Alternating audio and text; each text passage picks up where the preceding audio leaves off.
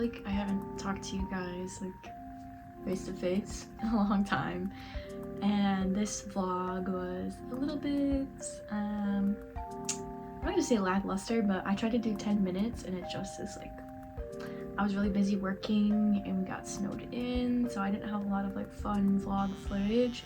I did get this bench. It's like my new favorite spot to just sit, and sometimes I'll play the Switch and like have my back here. Anyways, I thought it was finally time. I think probably since the beginning of this channel I've been saying like, ooh, that's a story for another time, that's a story for another time, about like my weird religious upbringing. And I decided it's 2026, that time is now, and I'll share this with you. I do have a video about this on ManyVids, but it is religion focused, so not a lot of people have bought it, so maybe not a lot of people know this, and maybe some of you guys don't watch me for my spicy stuff, which I find kind of hard to believe, but maybe there's people out there that like my vlogs. So yeah, I guess let's get into it. I was raised Catholic. My mom was Catholic and my dad was Methodist, and so we just went Catholic. When I was really little, we did the Methodist for like Sunday school, but the second I hit like consciousness at like 7 or something, we started going Catholic, and I went to a Catholic grade school up until 5th grade, and then I was homeschooled in 5th grade. Fun fact, my 5th grade was in 2008, and when we hit the recession, my mom could only afford to pay for one of us to go to school, and I have a brother, so he went to school and I got homeschooled, which just meant I didn't have a 5th grade. I'm sure the government checks now if you're actually homeschooling, or maybe they don't, but I definitely did not get homeschooled in 5th grade. My mom also just didn't want me to learn about anatomy, and in 5th grade you went to the human museum where like you learn about your body parts, including like your genitals, in a very like educational, like kid-friendly sense, you know. It's like your first look into sex ed a little bit, not really, but like at least knowing your parts. And because we were so strict Catholic, she didn't want me knowing about mine or anybody else's, so I guess that's kind of like what this story is about. Yeah, so my mom was super Catholic, even though she did not follow the Bible. She read it every morning, but she was a really avid sinner, which I guess is probably commonplace. I'm sure there's not a lot of religious people who like are pure. That's just my experience with Christianity and Catholicism. But yeah, so up until I want to say like 8th grade, we went to church every Sunday and we did like the Christmas masses and everything. We were pretty like on top of it. And then when I was in middle school, I did, I think it's called CDC, where like you get confirmed and you go through like education on the Bible, and you have to like take a test, and then you can eat the communion, and you can't do that unless you're confirmed, because like you're a sinner, I guess, or like you don't have the criteria, or you haven't earned the body of Christ. So I actually do have a lot of knowledge, and I have read the Bible quite a few times. I myself personally am not religious at this time, and I haven't been since I took that schooling. Obviously to each their own, and I know there's a lot of religions, and I know it can really help people and be calming in hard times, and I think humans crave to understand stuff, and almighty being in the sky that controls everything so you have no power is like really easy to just like believe in that and not have to worry about it. I do believe in like energies and maybe spirits. Maybe we'll get into that one day, but a god or many gods, I don't really personally believe in that, and if you do, it's totally fine. I would never judge anybody for what they believe in as long as it's not harming themselves or others. I've always felt that way.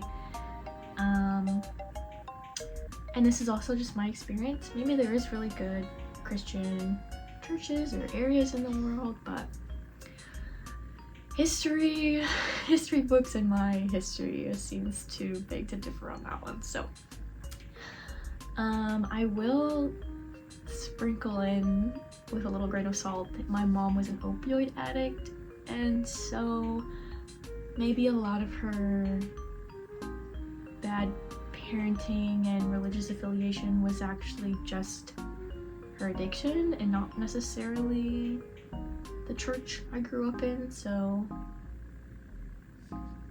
who knows? Who's to say? But so the way I grew up, I like to describe it as a cult. It doesn't have a name, it's not specific, it's just something my mom kind of made up, and that's how I was raised.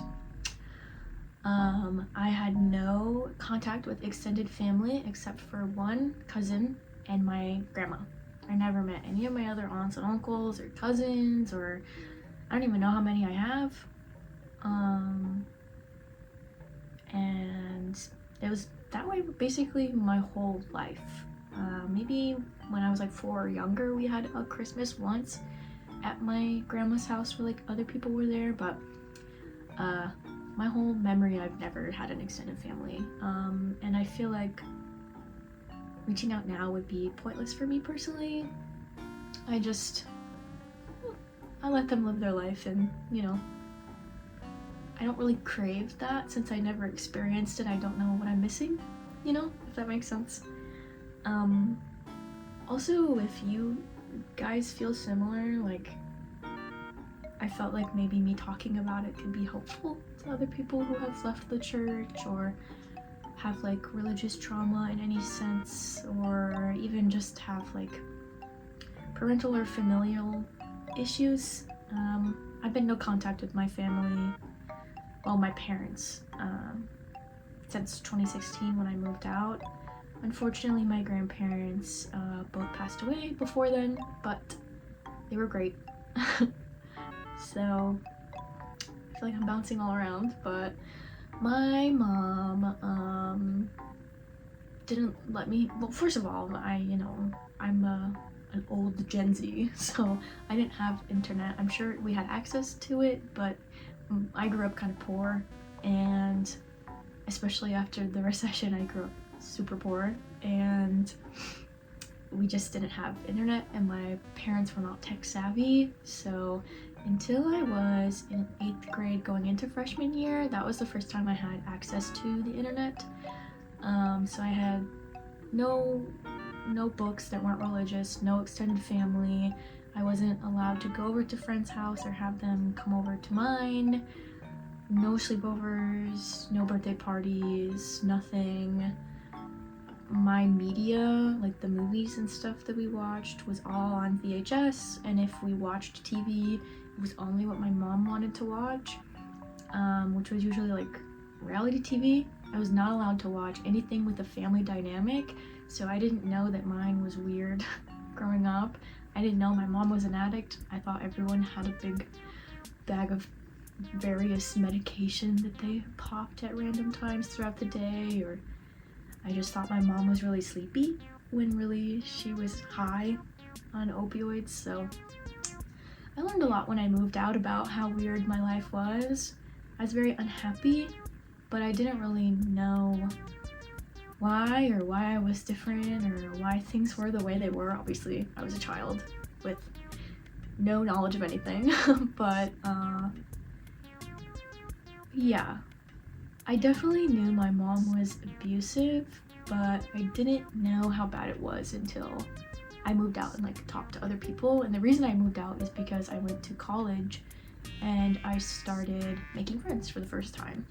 And I had my own car, I bought it, I had multiple jobs, so I didn't really have my parents' control over me besides the place that I lived. And eventually I lived in my car for 6 months, so I didn't even have that. And I went to Target and I got like a pay per minute phone or pay per month phone or something.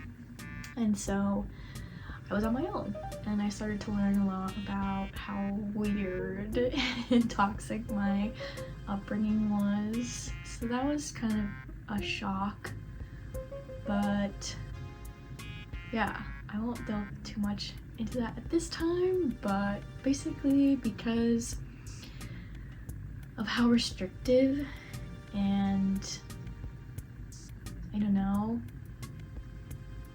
odd my life was. I couldn't read books that weren't religiously related. I had no TV shows to learn about my body or friendships or family dynamics or anything like that. I wasn't allowed contact with people to know like what friendship was or what their family dynamic was. Everything was very, very curated. So yeah.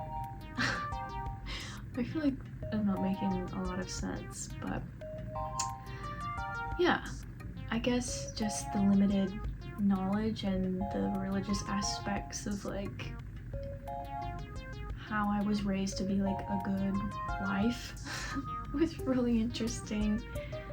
So yeah, I guess I'll stop there.